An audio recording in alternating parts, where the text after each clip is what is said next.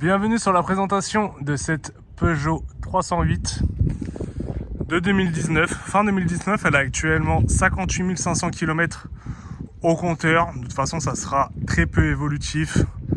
Certainement 59 000 au moment de la vente, mais pas bien plus. Donc voilà, je vous présente un petit peu. Donc là, la présentation extérieure, on passera après à l'intérieur. Donc, c'est un L2 PureTech de 110 chevaux en boîte manuelle 6 rapports. Donc voilà un petit peu l'extérieur du véhicule. Les jantes équipées en 16 pouces. Donc voilà un petit peu la présentation extérieure du véhicule. Je vais vous présenter, excusez-moi, directement l'intérieur. En commençant par les boutons des 4 vitres électriques. Les rétroviseurs juste ici. Je vais m'installer directement, ça sera beaucoup plus simple. Vous avez le bouton, je ne sais pas si vous allez le voir, d'alerte franchissement de ligne. Je vais y arriver. Juste ici, là, le commodo. Hop, je vais mettre en 0,5, ce sera beaucoup plus simple. Le commodo pour l'éclairage automatique ici. Les essuie-glaces ici. Le volant multifonction bien propre à Peugeot.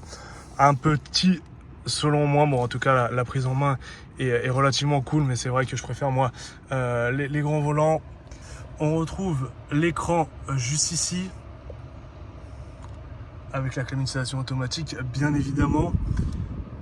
Là, les différents boutons pour le dégivrage du pare-brise avant et la lunette arrière. Je vais y arriver, c'est un peu compliqué aujourd'hui. Là, vous avez la commande des deux sièges avant chauffants. Bien évidemment, vous allez avoir l'allume-cigare 12 volts ainsi qu'un port USB. Juste ici, la boîte mécanique 6 vitesses. Ouh là là, c'est compliqué aujourd'hui. Le frein de parking manuel ainsi que le petit rangement juste là. Je vais y arriver. Hop, juste ici. Hop, je vais vous présenter aussi les sièges tissus. Donc là, honnêtement, ils sont en très bon état. Certes, un petit peu sales, mais franchement, ils sont en merveilleux état. Ils sont pas déchirés, ils sont pas troués. J'ai rien à signaler, en tout cas sur les sièges avant, ni un petit peu frotté au niveau des plastiques. Et à ce niveau-là aussi, enfin uniquement au niveau des plastiques. Pour le reste, très honnêtement, intérieurement, il n'y a pas grand-chose à dire. Franchement, extérieurement, on va passer au niveau des défauts, mais j'ai pas grand-chose à signaler. Donc là, un petit peu de saleté sur les tapis, mais au niveau des sièges, honnêtement, j'ai vraiment pas grand-chose à dire au niveau de l'intérieur du véhicule. Hop, on va passer directement aux imperfections en commençant sur l'aile avant gauche. Je cherche en même temps que vous des petites imperfections. Les 4 jantes, vous les avez en gros plan de toutes les manières. Très honnêtement, je vais passer quand même en dessous du châssis pour que vous puissiez voir un petit peu. En tout cas, moi, je vois pas grand chose en dessous.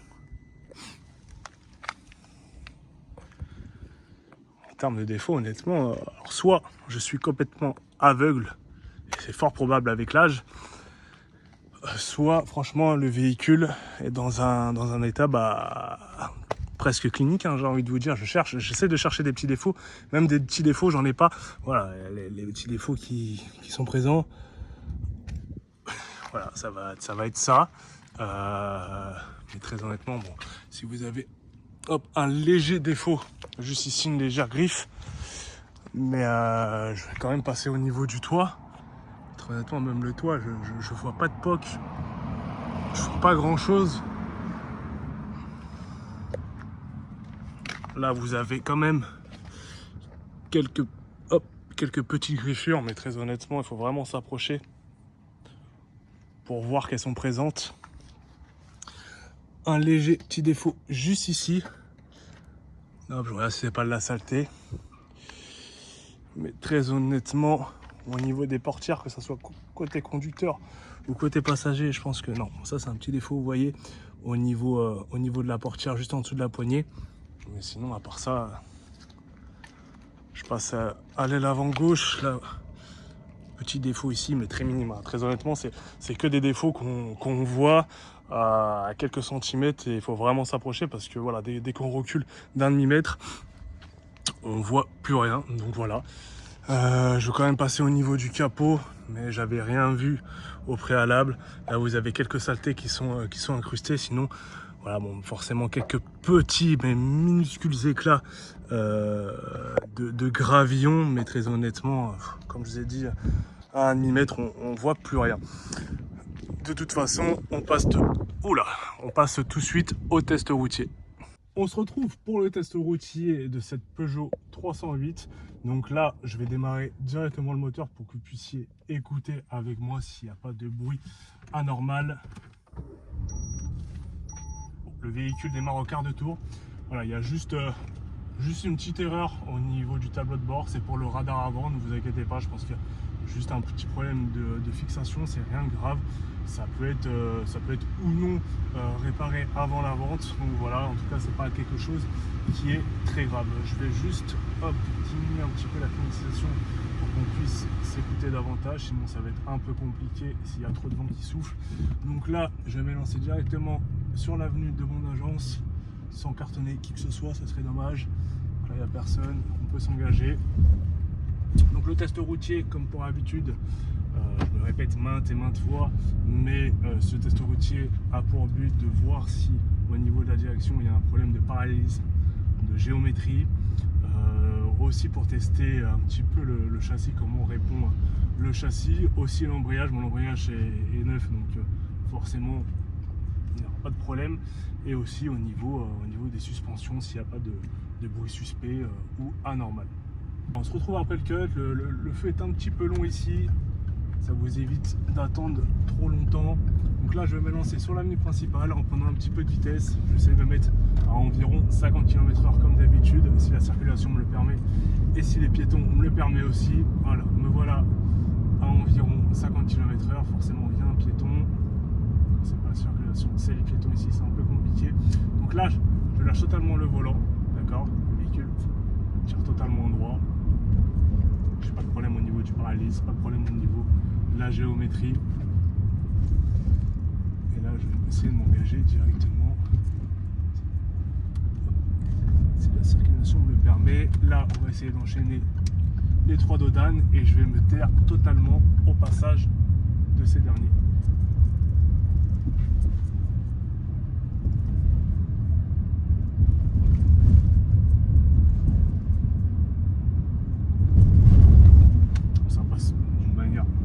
Assez fluide, j'ai pas de problème, j'ai pas de bruit suspect, les suspensions sont plutôt très bonnes, donc j'ai rien à dire à ce niveau là. Je vais prendre un petit peu de vitesse, je vais essayer de monter à 60-70 km/h et je vais freiner d'une manière un peu urgente pour tester, voir au niveau du freinage s'il est mordant et s'il n'y a pas de problème.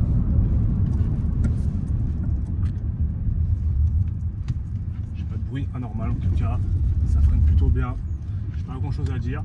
Je vais pouvoir un petit peu tester aussi au niveau du châssis s'il répond bien, en prenant un petit peu de vitesse au niveau du rond-point. Parfait. Là, la montée, à contrario de la descente, ça va me permettre un petit peu de tester comment l'embrayage se comporte. Donc, je vais mettre en sous-régime. Je suis à 14 km/h en deuxième. Je vais appuyer.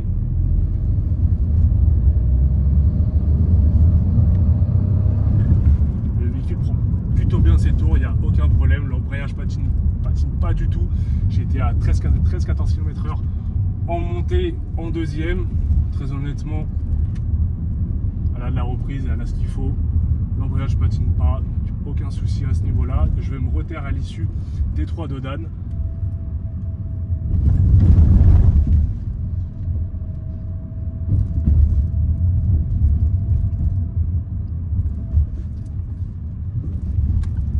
Rien à dire. Et là, le repos va nous permettre de tester un petit peu à nouveau le châssis. Bon, il y a le C8 qui est juste en face, surtout que c'est un papy, ça va être compliqué de pouvoir tester davantage. Mais voilà, tous les tests ont été faits. Très honnêtement, le véhicule est très sain. Moi, j'ai rien à déplorer là-dessus. Ça se conduit très bien. Le seul petit défaut qu'on peut retrouver, honnêtement, c'est vraiment un défaut qu'on peut passer outre, c'est le problème de radar. Mais je pense que ça peut être fixé très rapidement. C'est pas contraignant en tout cas pour l'usage quotidien. Et je pense pas que ça soit très onéreux aussi à réparer. Donc voilà, en tout cas, si vous avez la moindre question, n'hésitez pas. C'était Alexandre d'Icars Concept. Je suis joignable au 07 44 41 69 21. Et je vous souhaite une très bonne journée.